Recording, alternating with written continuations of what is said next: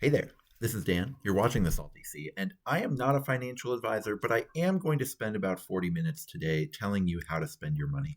So, starting from basic building blocks, one of the cool things about Warcry is the few models that you play means that in theory you can play this game with a pretty limited amount of hobby time, a pretty limited budget, and that can be really great. It's supposed to be the one GW game that kind of actually competes on price with other ways to mess around with tabletop miniatures playing that don't have the GW price tag normally attached. And I think that that's an awesome promise that the game doesn't always deliver on, and I want to help you get into the game in a way that actually does achieve that promise. Now, part of that is the strength of Warcry. What makes Warcry fun is the ability to, play around with different things and enjoy the list building mechanics of the game and enjoy the various different abilities that are all out to offer in the game, and to be able to kind of have a list that you can tinker on with and play with over time. And that can cost a lot of money, but there are ways to do it for cheap. So there's more to playing any game on a budget, really, than just the cheapest way to buy one warband. That's always really apparent, but then sometimes you buy a warband and it's not right for you. So that's all that I mean to set out with here. Now, just one quick thing to just get out of the way. If you do want to start from absolutely nothing, you don't have a table or anything at all like that, the boxes that started out second edition, whether it's Heart of Gur, whether it's the one with the Corn versus vampires, or the ones, who cares what their names are really, all those boxes, you can sometimes find them for cheap on eBay. So for example, there's like a standing price right now of $195 for the box, buy it now. But then sometimes people get desperate to move products. So if you just kind of hunt around for deals, you can get one right now. It's probably gone now, but you could have snapped one up when I was getting ready to record this video. You could have snapped one up for $100 on Buy It Now if you'd wanted to, or you could have tried to hunt for a good auction deal here, and maybe you get this to your door for 150 instead of 195, something like that. There can be pretty good deals to have the everything that starts a board, the board, the cards, a ruler, the tokens, all of that combined, also the rule book. There are ways to get that happening for you at a pretty reasonable price. But one of the things that I think is really fun about Warcry is finding places to play it and places to go to events where you can really experience the full breadth of the game. Now, the competitive side of any game isn't all there is, but it is really fun to go to events, even if you're not trying to win the trophy, even if you're just hoping to, go 2-2 and meet a new friend, right? And one of the issues right now that I had with the latest FAQ especially, but a lot of more recent developments in terms of how Warcry rules have been written, is that a lot of the sort of budget priorities that began this game have kind of fallen away. If you take a look at the costs of tourney lists right now, here were two tournaments that happened in November when I first started noodling on this idea. One was the Renegade Open, and the other was Norcry, which is a tournament in Scandinavia. And the top 6 warbands from across those two events are really expensive for a skirmish game if you were to try to collect all the models together in the main boxes they come in. Now, for example, the Cruel Boys list number 2 from Renegade Open, that was me. I got a lot of those Cruel Boys from Dominion box set, and then it was basically an Underworld's warband and a few like purchases here and there over the years of wanting to have Iron Jaws and things like that. So overall, it didn't cost me $295 to put that list together, but you can't necessarily get all the value sets everywhere that I got there, right? When I got the Dominion box set, it was much cheaper than you can get it now. So these can be kind of difficult to collect now, and that's really frustrating because I think it's really a shame that this is kind of happening this way, that the game can be so difficult to get into at the competitive level. And the one nice thing about that is that it really doesn't have to be. Um, yes, a lot of these lists are pretty expensive. Even that Slanesh list is not particularly cheap. And so, what are some ways that we can put together lists that give you the full Warcry experience, that give you the ability to tinker with your list, play around with different ideas? The purchases need to sort of allow you to put together a list that you're not going to feel embarrassed about at an event, that you're going to be able to, you don't have to win the event, but you're at least going to be able to like move around and actually feel like you're playing the game. Most one box purchases aren't going to let you feel like you're really playing the game when you sit down. And that's okay when you consider it like a one box purchase is going to be like a pre-constructed deck in any card game, but you're still going to want like very cheap ways to upgrade there. So let's talk about it. And I'm going to start just going a few different ways. I'm first going to start about if you want to keep to GW only, and then I'm going to go through a few other avenues as well. The first one, for easiest Games Workshop paths to playing Warcry, it's going to be the Glutton box. You can make a pretty good list here with just a little bit of converting. You can play one Crusher, two Club Gluttons, an Iron Fist Glutton, Bushwhacker, Lugget and Thwack, and a Noblar. So that box comes with 4 Noblars, which if you stick 2 on top of each other, that is Lugget and Thwack. Lugget and Thwack is a Underworlds only sort of double Noblar. It's 2 Noblars and a trench coat who pretend to be one big Noblar. And it's a pretty good piece. It's very useful on the board. With 12 wounds, that's a really important place to be as far as a lot of things that come and attack you in this game. And then Bushwhacker is special because for some reason he's just got 8 wounds instead of the 6 that a normal Noblar has, and he's 5 points cheaper. It's a very silly situation. He's kind of like the backbone of what makes ogres good in some ways, is he's just like wildly just more useful than the average Noblar. And it doesn't seem like a ton of value, but it really does come across on the table. So Bushwhacker is just any old Noblar. You just give one a hat, or like he's indistinguishable from other Noblars. So just make something on the Noblar that makes it stand out, and then boom, that's your Bushwhacker. This list is really good. It has a ton of offense.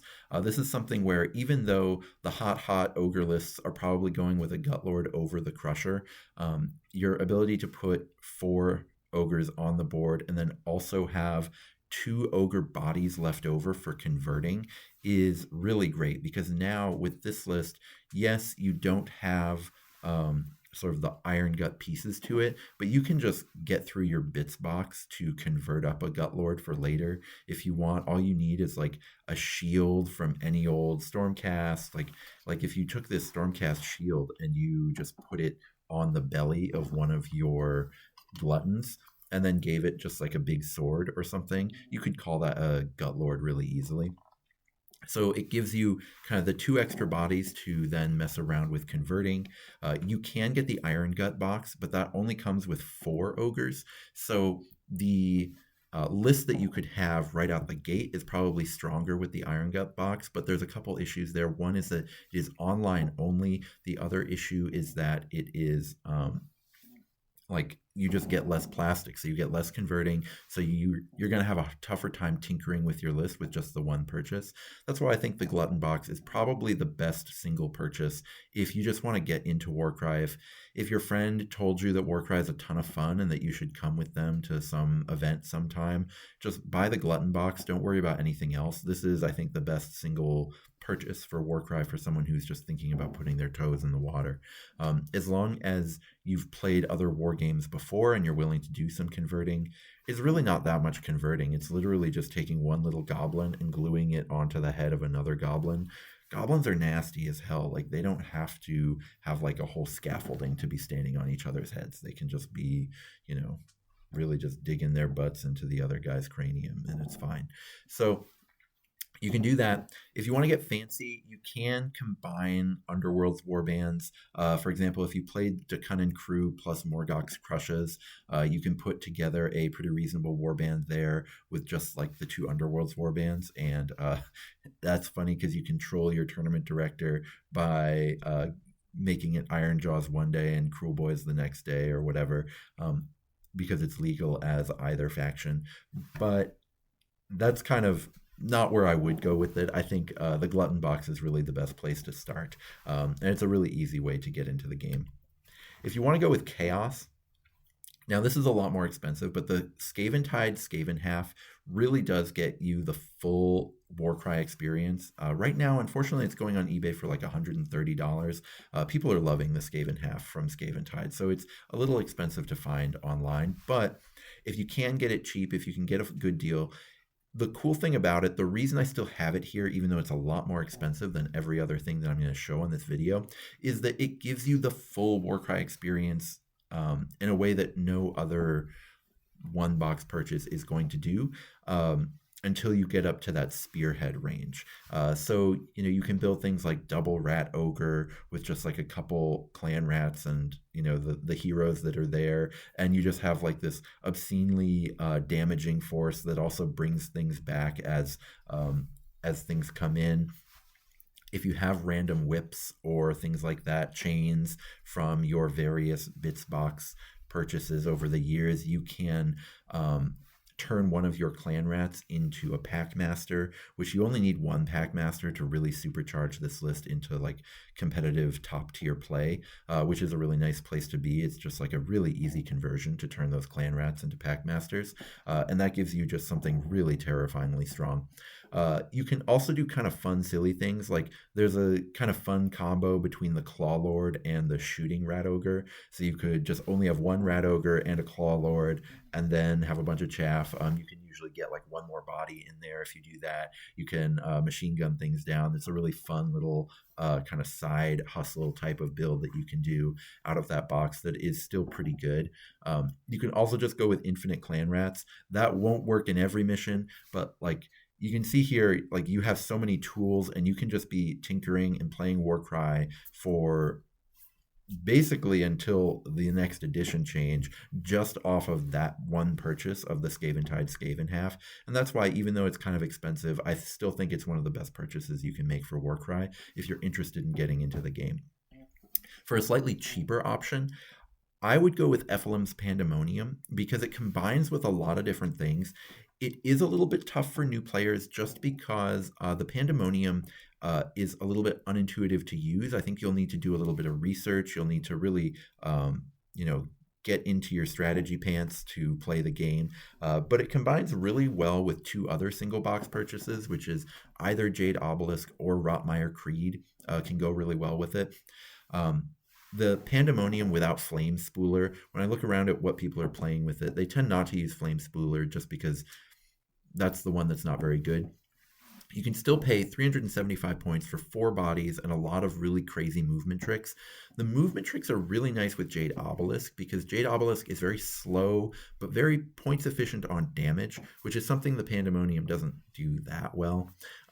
And so having that contrast is really powerful. So if you grab, for example, a Priestess, 2 Obelisk Bearers, 3 Desecrators, that's 625 points. That tessellates perfectly with 375 to be a 1,000 point list, and is going to be very powerful.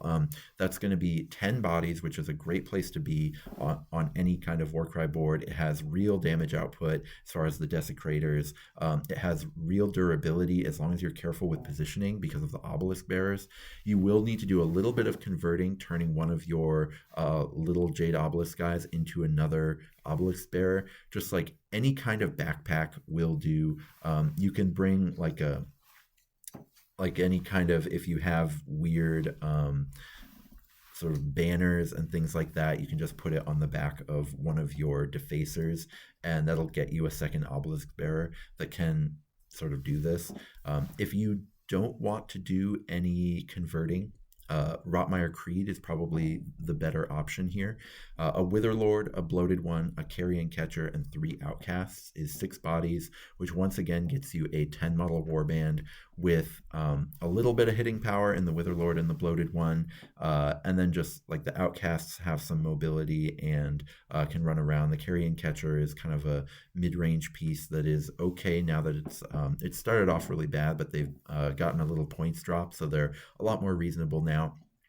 10 bodies is, again, a great place to be. And here you're actually pretty mobile. You don't have a ton of speed, just like for speed's sake, but you don't have anyone slow, and you have a bunch of crazy movement tricks. And you can, do silly things like on a triple with the Witherlord, you can do a ton of damage, stuff like that. So both of these are really excellent places to go with Ephelim's Pandemonium as just a quick, like you spend $100 and you're in it, and you have a sort of tournament quality warband, and you have sort of a lot of tinkering you can do, because now you have a whole warband as well as the Pandemonium. So then the Pandemonium can go in a lot of your future lists. Your sort of other warband besides the Pandemonium can be something that you tinker with and play around with a lot. So it's this like, it's cost effective to start the game, but then it also lets you kind of sink deeper into the game as you go in multiple different directions, which I think is really good. There's also the wonderful part about how Jade Obelisk and Ephelim's Pandemonium are both Tzeentch, so you can do a lot of crazy themes to your army. I know that Tzeentch plus Nurgle will kind of gross some people out as far as the lore fit, so that's why Jade Obelisk fitting so well with the Pandemonium is such a great fit for the game. Now we're going into order. For a long time, the best purchase for Warcry to get into the game was to just get the Dominion half for Stormcast, which is currently retailing around $100. It used to be much cheaper. You used to be able to get the entire thing for $60, which is so funny because GW is trying to sell just the Vindictors from it for $60 on their website. However, nerfs had made this box a little bit worse. You can't do some of the cool flexible options that you used to be able to do. So for example, Annihilators used to be 130 points. Now they're 140 points. It's very difficult to fit them in lists now. Like you used to be able to do like a Knight Arcanum, 3 Annihilators, and 3 Vindictors. And that was like a really flexible list that could put a lot of, staying power in some places, some reach in other places. A really, really good list that you could bring to tournaments if you wanted to. Now you can't so much do that. You can still put together an Annihilator Prime plus 6 Vindictors. It can feel a little bit gimmicky, but it's still going to at least like be reasonable in any kind of casual Thursday game. The only reason I still wanted to mention this is that you just get so much plastic that if Thunderstrike ever gets buffs again, or just gets like a little bit of reworking again, you'll be able to make lists again with Thunderstrike. I think, competitively right now, Stormcast is in an okay place, but they're in a very awkward place where it's very difficult to build lists with them, even though sometimes when you go to tournaments, you get like these free little wins because certain warbands can't really deal with just the way Stormcast play the game. A better option for order, in my opinion, is to start with Ylthari's Guardians.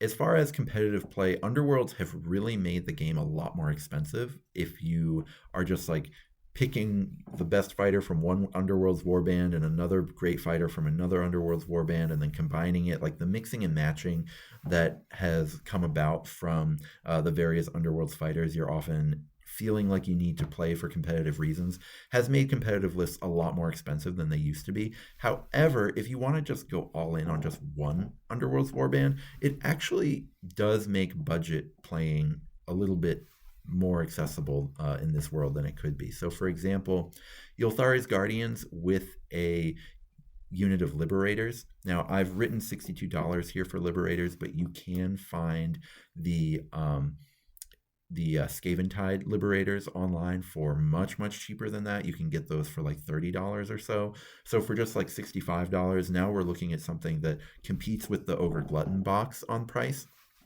and gives you a very reasonable list. A Liberator Prime with shield, 3 Liberators with shields or Grand Hammers. I know that the weapon options aren't super flexible if you get the Scaventide half, but if you get the multi-part half, you have really flexible weapon options. So you can kind of go either way. Both are shields and grand hammers are both 150 and are both pretty reasonable pieces on the board.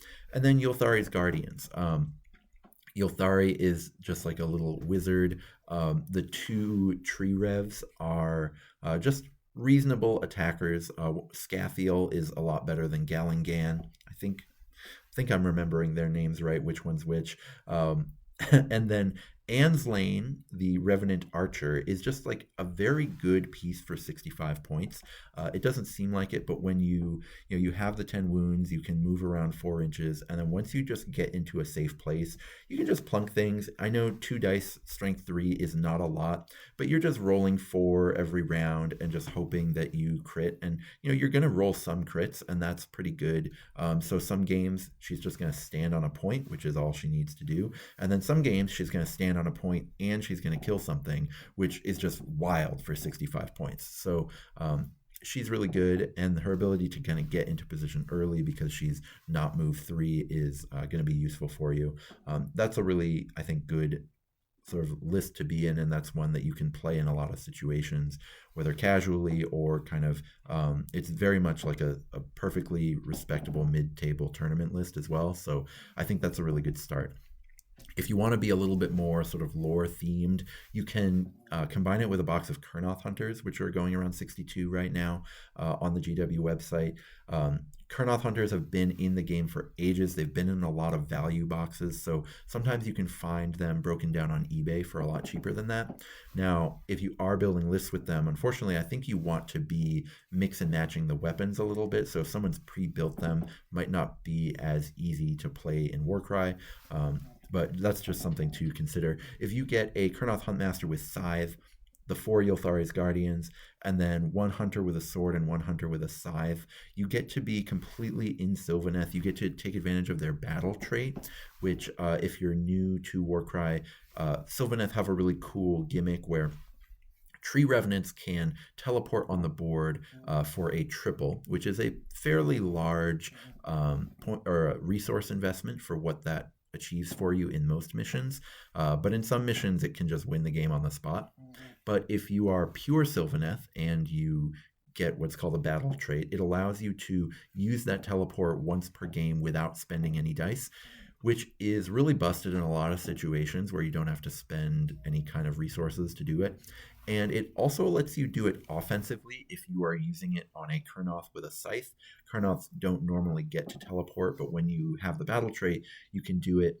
And the one with a Scythe and a Divine Blessing for +1 attack can just drop in 5 inches away from an opponent and then still get an attack in because it moves 4 and has range 2. So it has a 6-inch threat range. So you can actually get an attack against any model on the board.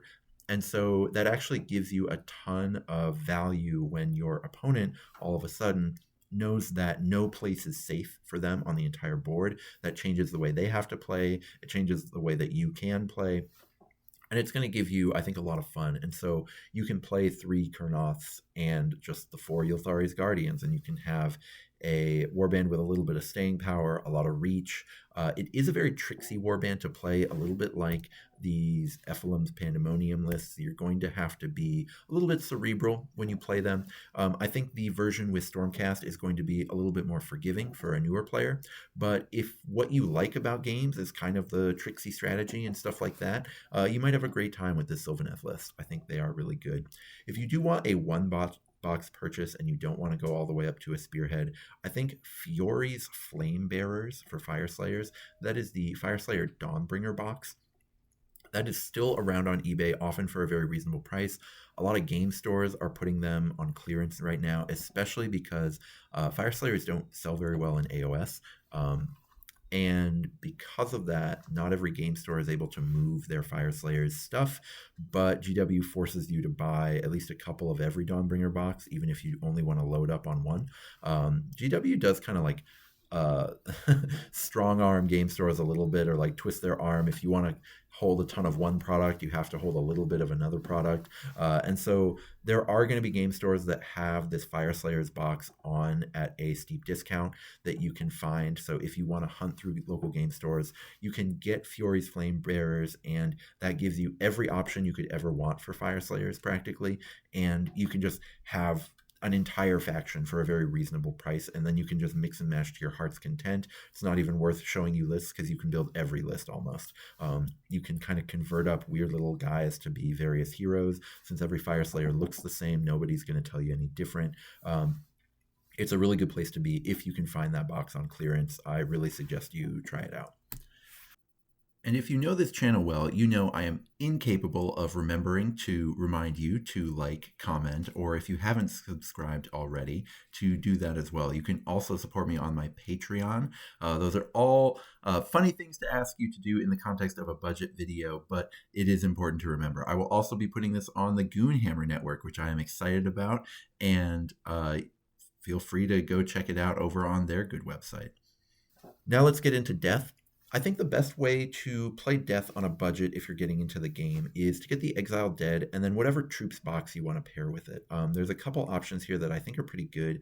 One is Graveguard. They retail for $58. I do think that they're going to get replaced as sculpts pretty soon, but you can get them for pretty cheap because, like Kurnoth Hunters, they've been in a lot of value boxes over the years, and so you can probably find them for a reasonable price.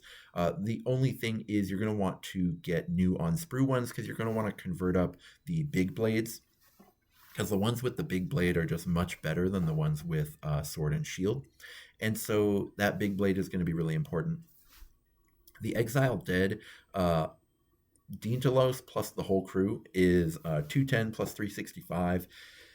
And they're all good enough that you probably want to be playing all of them. At the highest competitive tier, you do drop two of them, in my opinion. But when you're starting the game, I think you're going to want all of them. And so that's going to give you most of your warband. And so then if you want to go all Soulblight Gravelords, you get to have 6 more Graveguard. This is a really amazingly powerful list because you get 13 bodies, because the Exiled Dead has like a million guys in it.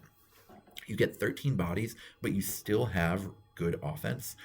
You still get to do a lot of damage with Graveguard. Normally, Chaff have a tough time confirming their damage, like offensive Chaff normally have a tough time confirming their damage because it's really easy to kill them, and then you've killed them and they aren't going to do their damage yet.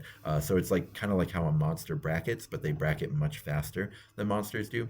But with Soulblight, you have the resources and the tools at your disposal to either protect your chaff or bring it back as your opponent kills it. And so it's much easier to confirm your damage over time from Graveguard than any other faction with offensive chaff is able to do. So, for example, I like to play Khorne from time to time, and Khorne is a pretty solid faction. They're not bad by any means, but these Blood Reavers, it's actually they're offensive fast chaff, and they're good because they're fast for a reasonable price, but it's very difficult to take advantage of their kind of offensive leanings because they're just so killable that it's just very hard to confirm the damage. However, Soulblight is able to do that really well. They have the right movement tricks to get something into position after they've been waiting a lot, which is really good.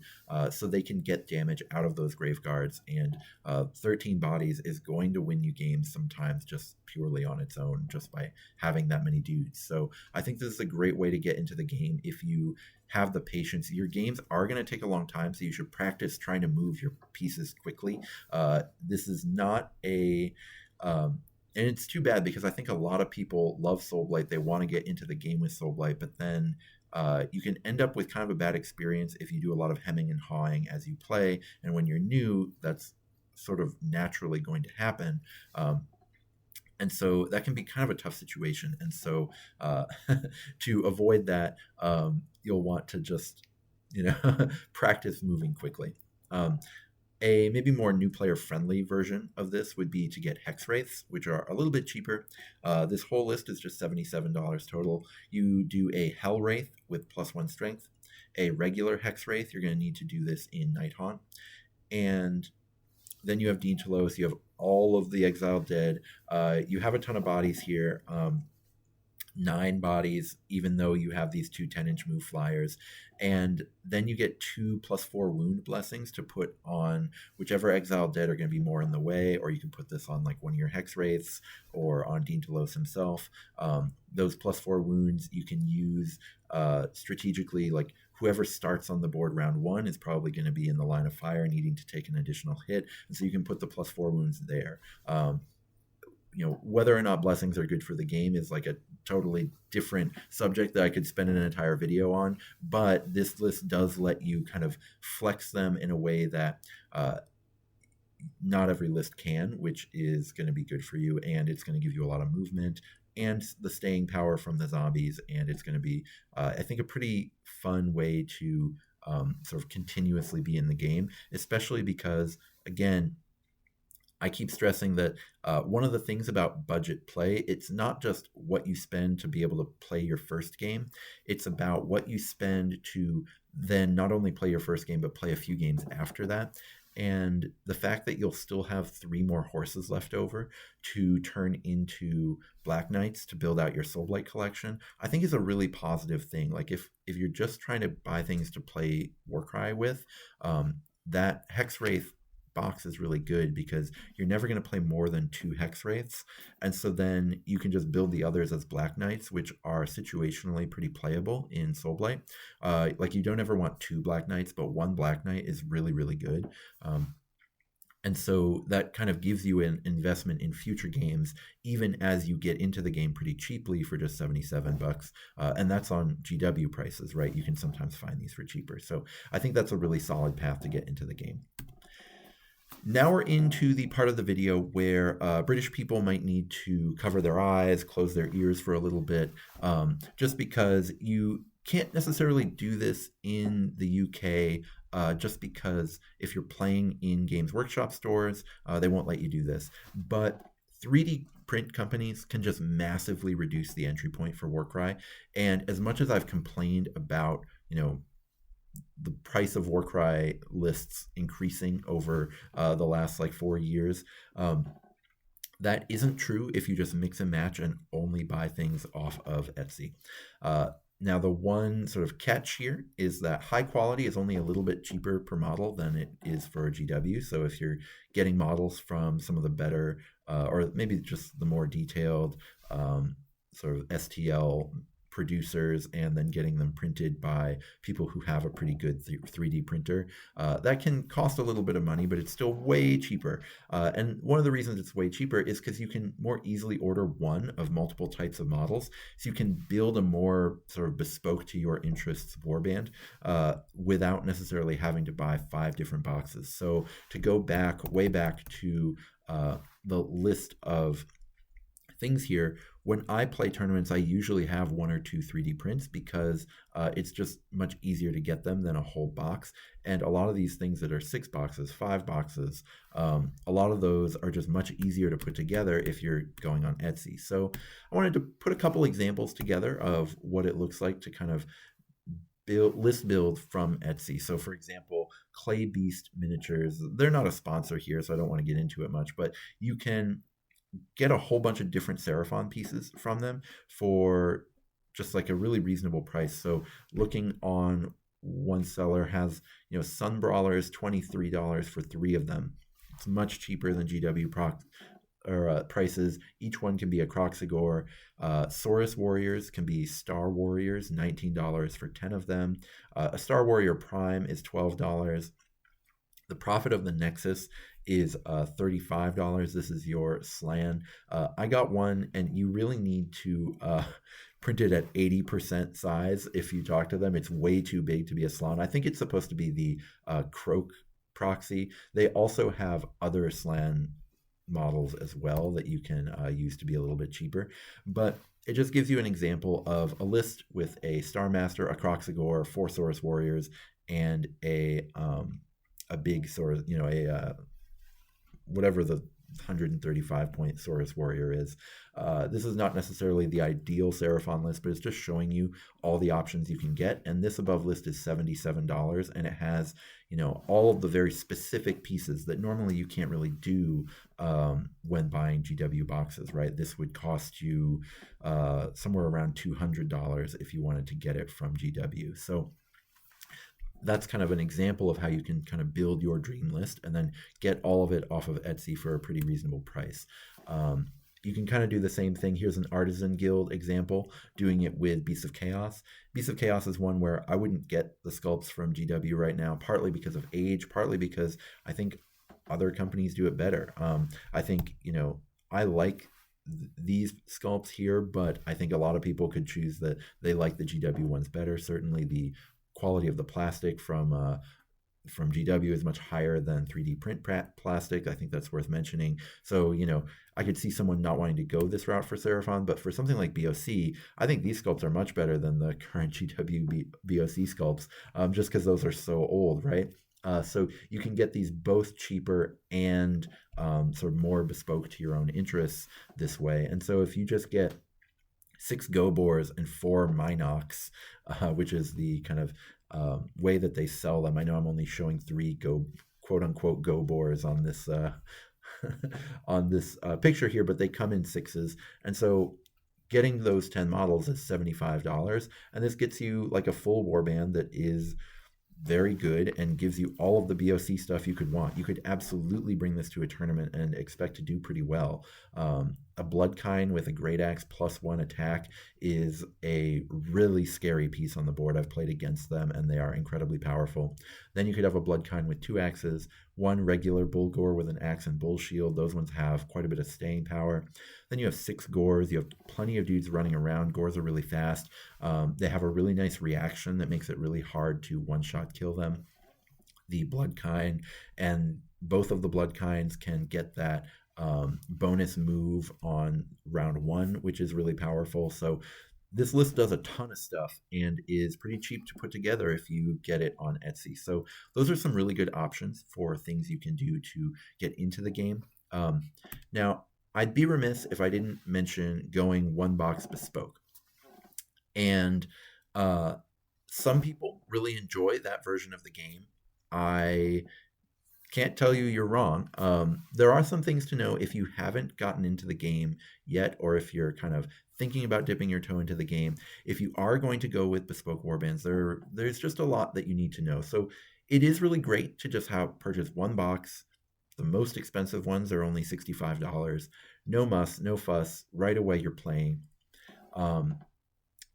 But there's a lot of other issues here. So one is, if you're just playing 1 box, you miss out on what, in my opinion, is the best part of Warcry, which is the tinkering and the list building over time. All of these GW games are really set up, even the ones like Kill Team that don't have list building, they're really set up to make you want to keep purchasing and keep adding more things to your faction. And if you want to protect yourself from that, there's more to playing the game on a budget than just your first purchase. And so making purchases that allow you to expand without having to make additional purchases is a really useful thing to do for yourself. And none of these bespoke factions allow you to do that. So that's just something you should know. The ugly here is that most of the bespoke factions aren't any fucking good. They're all really bad, except for a few. So War Games on Toast did a really popular video a couple months ago now, but he just ranked all of the top ones, and these were his top 2 tiers, were Corvus, Vulcan Flameseekers, the Cruel Boys, Iron Golems, and the Royal Beast Flayers. I think that's a really good starting point. The only caveat I would add to that is I can't endorse anyone purchasing Corvus Cabal or Iron Golems right now. I think they're really poor purchases just because they've been squatted from Age of Sigmar. There is no telling how long they'll be in Warcry, and so I would kind of stay away from those. You might, by the time you've painted them, you might only get like 3 months that you can play them in, and then all of a sudden you have to start over. And Iron Golems, some of them, I think, proxy really well for Chaos Warriors, and some of them proxy really well for Marauders. So you could kind of build a Slaves to Darkness warband out of them if you wanted. Corvus Cabal really only proxies for Dark Oath. So that's okay if you kind of put a plan together of like, this is the Corvus Cabal I'm going to buy, and these are the Dark Oath models they're going to proxy for once they get fully squatted. I'm okay with that, but just like, that's a lot of work, so do that at your own risk. However, grab and go, Vulcan Runeseekers, Cruel Boys Monster Killers, Royal Beast Flayers, I would add Rotmire Creed and Quester Soulsworn, all have pretty compelling playstyles and a pretty like they do stuff on the board. Rotmire Creed are significantly weaker than those other options. Quester Soulsworn even are kind of certainly a lot weaker than Monster Killers and Runeseekers. But the benefit that Quester Soulsworn have, and I tell people a lot that I think that they are the second best purchase or the best second purchase in order, is even though together they don't play that well beyond like just casual play, they make, at least 3 of them make for incredible allies. And so you can buy this box and just mix and match, play any 2 in whatever warband you play for the rest of your life. You can just always be playing 2 of your Quester Soulsworn.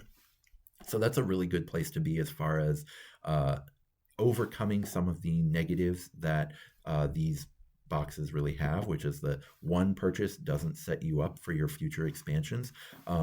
Quester Soulsworn actually do achieve that goal of setting you up for future expansion even through just one purchase, which is a really nice place to be, and why they actually make a really great first purchase into the game.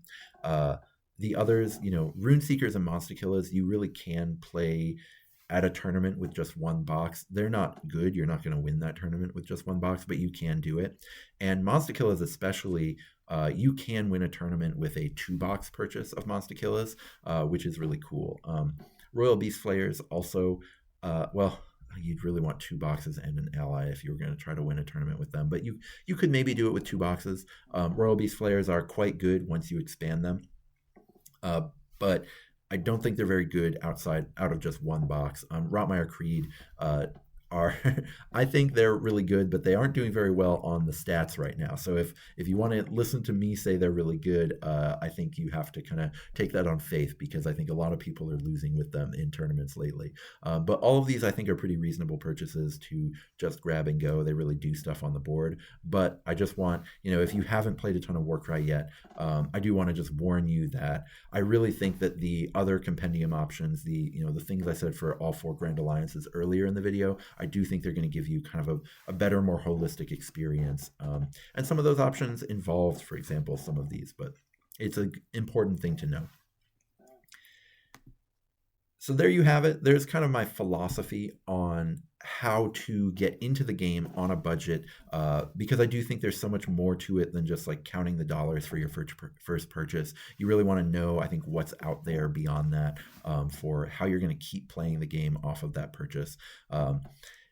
Again, it's kind of made me sad a little bit that Warcry has become so much less accessible in terms of the way people play it at tournaments. I could fill whole videos with my issues with the sort of rules writing philosophy and the FAQ philosophy that I've seen. I have filled videos on some aspects of it, but at the core of it, if you pay a little bit of attention, if you have a little bit of preparation, you can still play this game for very cheap. And I think that that's a really important aspect of the game. So I was excited to try this out, and I hope this inspires you. One thing about playing Warcry on a budget is it's not just important to have a reasonable price point for your first purchase into the game, but if you're starting your second or third or even 7th warband, you probably want that to be a little on the cheaper side too. So anytime you're not just chasing number 1 place at a tournament, it's pretty worthwhile to try to keep a little bit of wallet discipline when you can. So hopefully this has helped you with that. Hopefully you try out one of these lists instead of something super expensive for your next warband. And if you do, then I hope all your rolls are crits.